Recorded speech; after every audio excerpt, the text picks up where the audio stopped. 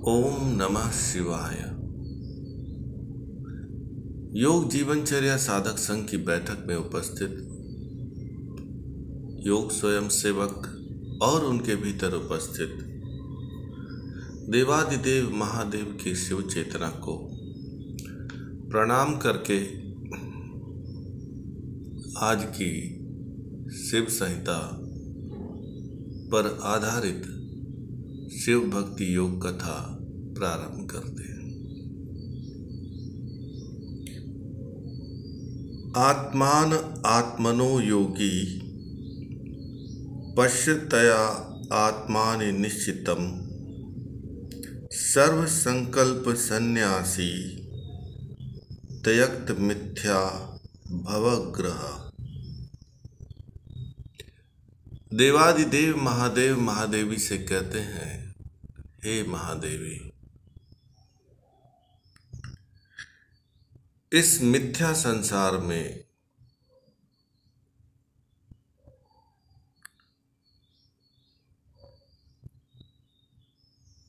अपने घर को त्याग कर अर्थात अपने अविद्या को त्याग कर, बुद्धि को त्याग कर, संकल्प से रहित होकर योगी आत्मा से आत्मा को देखता है। अर्थात वह व्यक्ति जो अपने मन से पार चला जाए, जो अपनी बुद्धि से पार चला जाए और स्वयं की आत्मा के द्वारा स्वयं की आत्मा को देखने की साधना करे, प्रयास करे, वही शिव भक्त योगी मुझे प्रिय है। आगे कहते हैं, आत्मनानि आत्मनि चा आत्मानं दृष्टान्तं सुखात्मकं विस्मृत्य विस्मरते समाधि स्थिव्रत स्थिता। संसार की स्मृति करके संसार को विस्मृत करना और आत्मा को आत्मा के रूप में होकर देखना और इस प्रकार तीव्र समाधि में योगी रमण करने योग्य हो जाता है। कहते हैं, शिव अर्थात स्वयं की यात्रा, स्वयं की खोज, स्वयं का अनुसंधान। जगत को भुलाकर, विस्मृत करके स्वयं के भीतर शिव तत्व का स्मरण करके जो साधक आत्मा के आनंद को अनुभव करता है, वही व्यक्ति तीव्र समाधि में रमण करता है। मायैव विश्वजननी नान्या तत् धिया परा यदा नाशम समायाति विश्वम नास्तदा खलु। माया ही इस जगत की माता है, अर्थात माया से ही संसार उत्पन्न हुआ है और इस जगत की उत्पत्ति का मूल कारण ही माया है। और ज्ञान का जब उदय होता है, जब भीतर सच्चित आनंद की अनुभूति होने लगती है, तो माया का नाश हो जाता है और संसार का अभाव जान पड़ता है। जीवन में रोग, दुख, क्लेश जो कुछ भी है, उनका मूल कारण है माया। और माया से मुक्ति का एकमात्र मार्ग है सच्चित आनंद का स्व में अनुभव करना। और जब स्व में सच्चित आनंद का अनुभव हो जाए तो फिर मनुष्य योग के मार्ग पर चल पड़ता है। और यह तभी संभव है जब साधक शिव भक्ति के मार्ग पर चल पड़े। धीरे धीरे अभ्यास करते करते माया से मुक्त होकर स्वयं के भीतर सच्चित आनंद का अनुभव करने लगता है और योग साधक दुख, रोग और क्लेशों से मुक्त होने लगता है। और इसके लिए सबसे पहला चरण है कि व्यक्ति मैं, मेरा, मुझको ये विचार छोड़ यह आपका है, यह आपके लिए है, इस प्रकार की साधना करने का प्रयत्न करें। आगे कहते हैं, हेयम सर्वमिदं यस्य माया विलसितम यतः ततो न प्रीति विषयनस्तु वित्त सुखात्मक। देवादिदेव महादेव कहते हैं कि हे महादेवी, यह झूठी माया का प्रपंच विषय का सुख, धन का सुख और शरीर के सुख पर आधारित, और इनसे प्रीति करना उचित नहीं है। यह सब मानसिक रूप से त्यागने योग्य है। जीवन में जो भी रोग है, दुख है, क्लेश है,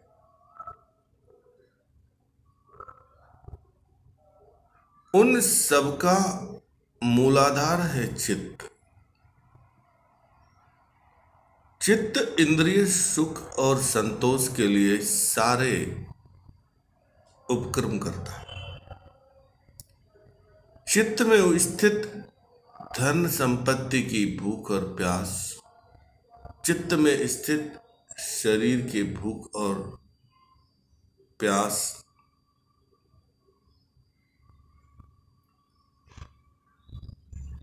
के कारण मनुष्य दुखी है, रोगी है और भावनात्मक, मानसिक, शारीरिक रूप से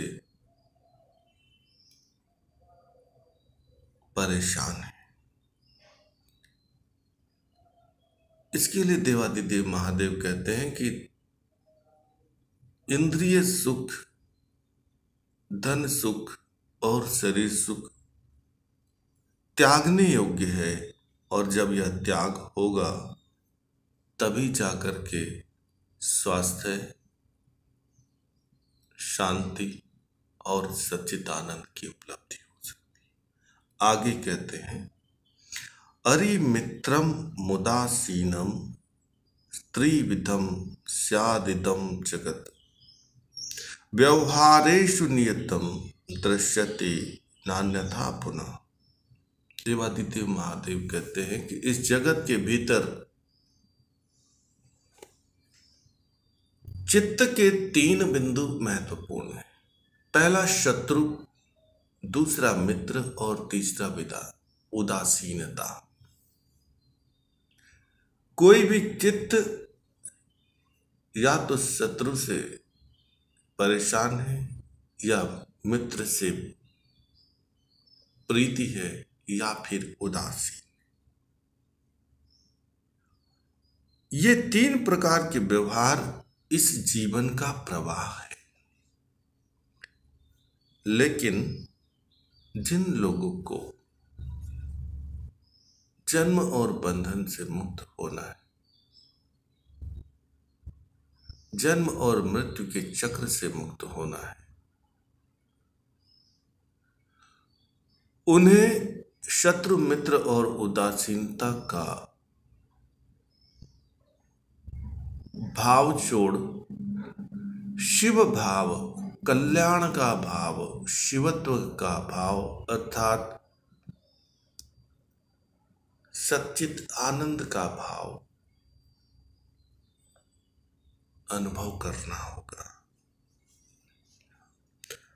आगे कहते हैं, प्रिया प्रिया दिभेदस्त वस्तु शून्यता स्फुटम आत्मोपाधि वशादेवं भवेत् पुत्रादि नान्यथा माया विलसितं विश्वं ज्ञात्वैवं श्रुति युक्तितः अध्यारोपावदाभ्यां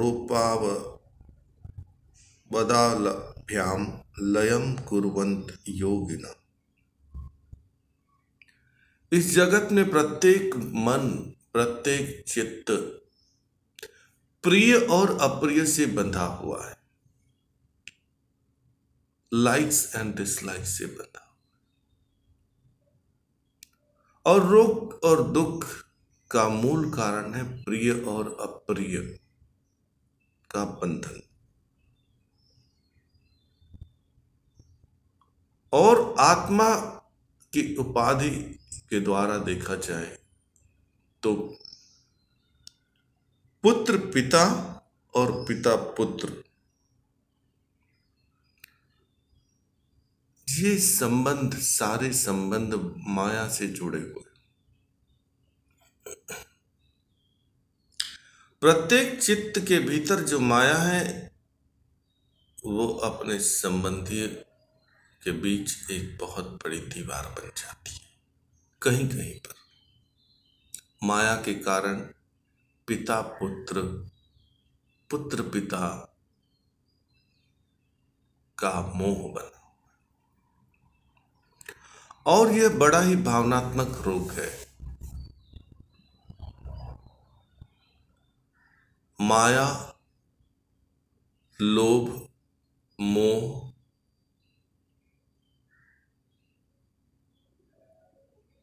का कारक। जो भी मनुष्य माया का त्याग कर शिव भक्ति योग की साधना की ओर चल पड़ता है, वह व्यक्ति शिवत्व को उपलब्ध हो जाता है, कल्याण को उपलब्ध हो जाता है, सच्चित आनंद को उपलब्ध हो जाता है। आगे कहते हैं, कर्मजन्यम विश्वमिदं न तु कर्मणि वेदना निखिलोपाधिहीनो वै यदा भवति पुरुष। इस जगत में प्रत्येक जीव को शरीर बल, बुद्धि बल, धन बल अत्यंत प्रिय होते। शरीर बल, बुद्धि बल और धन संपत्ति बल, इन तीनों का प्रभाव 50 वर्ष की आयु के बाद प्रत्येक व्यक्ति को अनुभव होने लगता है। इस जगत की स्थिति कर्म से है। 50 वर्ष की शरीर आयु के पश्चात जीव को यह धीरे धीरे अनुभव होने लगता है कि शरीर बल,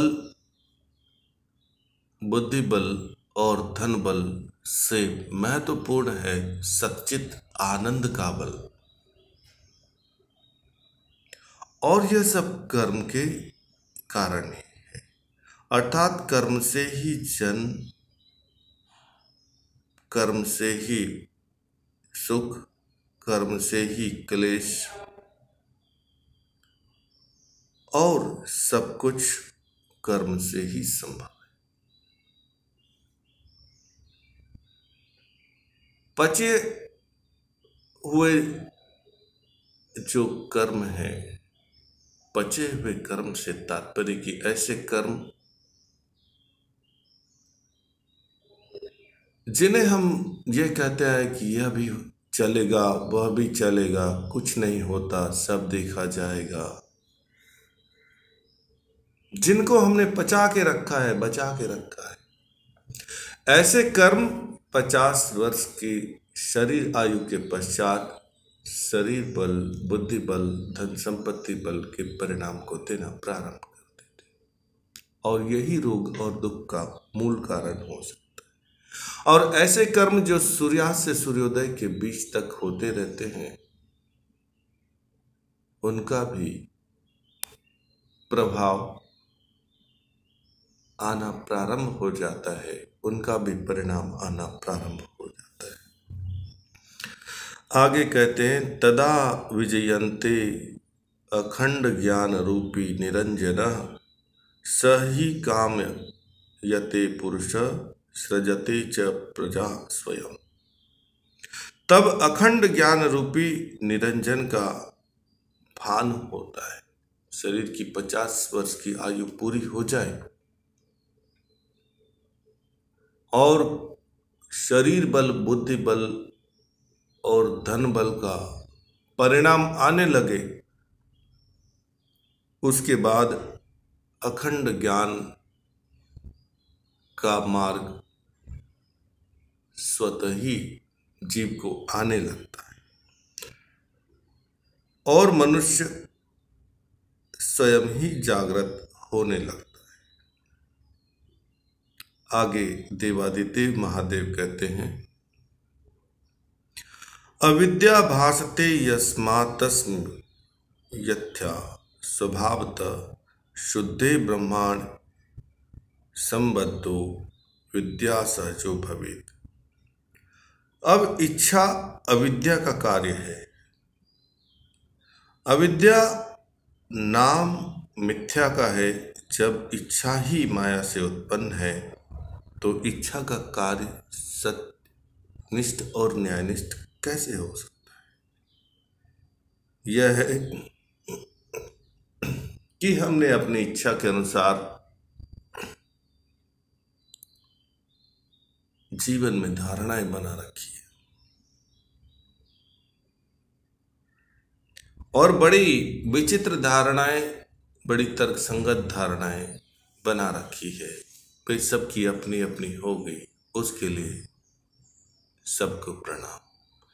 लेकिन वे धारणाएं सत्यनिष्ठ हो, न्यायनिष्ठ हो तो ठीक, लेकिन यदि वे मिथ्या है तो फिर मन को राजा बना देती है। धारणाएं मन को धन का गुलाम बना, धारणाएं सम्मान का गुलाम बना देती है, अप्राकृतिक कुसंस्कारी जीवन जीने के लिए बाध्य कर देती है। आपकी धारणा आपके दुख और रोग का कारण भी बन सकती है और सुख और स्वास्थ्य का कारण भी बन सकती है। ब्रह्मा तेजो अंश तो याति तत् आभासते नभः तस्मात् प्रकाशते वायुरोर अग्निस्थित जलम प्रकाशते ततः पृथ्वी कल्पनेयम स्थिता सती आकाशाद आर वायु आकाशात पवनादि अग्नि संभव। उस सच्चित आनंद के तेज अंश से आकाश उत्पन्न हुआ है, आकाश से वायु उत्पन्न हुआ है, वायु से अग्नि उत्पन्न हुआ है, अग्नि से जल उत्पन्न हुआ है और जल से पृथ्वी उत्पन्न हुई। यह कल्पना है। आकाश से वायु उत्पन्न हुआ है और आकाश से वायु तेज उत्पन्न हुआ है। इस बात को थोड़ा विचार कर सकते हैं। पंचभूतों से मनुष्य का शरीर उत्पन्न हुआ है।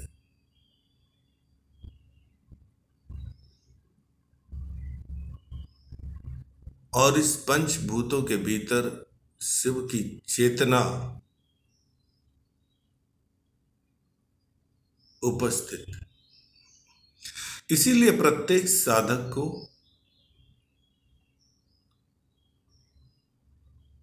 शिव का स्मरण, शिव की साधना और शिव भक्ति योग का मार्ग फलित हो सकता है। और यह जाने कि जब से पृथ्वी हुई है तब से इस पृथ्वी पर सनातन धर्म ही था, आज भी सनातन धर्म ही है और आगे भी सनातन ही रहेगा। सनातन से तात्पर्य है जो सत्य पर आधारित है। आज के लिए बस इतना ही। आपने बड़े धैर्य, विश्वास, प्रेम और शांति से मेरे वक्तव्य को सुना, इसके लिए मैं आपके भीतर उपस्थित शिव चेतना का ऋणी हूँ। यदि मेरे वक्तव्य में किसी प्रकार का कोई दोष या कोई गलत उच्चारण हुआ है, इसके लिए मैं आपके भीतर उपस्थित शिव चेतना को प्रणाम करके क्षमा याचना करता हूँ। मेरे किसी भी शब्द पर निर्णय लेने की जल्दी मत कीजिए। यदि कोई शब्द अनुचित लगे उसके लिए मुझे क्षमा करें। ओम नमः शिवाय। आओ महामृत्युंजय मंत्र पाठ करें और शिव भक्ति योग की ओर चल पड़े। नमः शिवाय, नमः शिवाय, नमः शिवाय।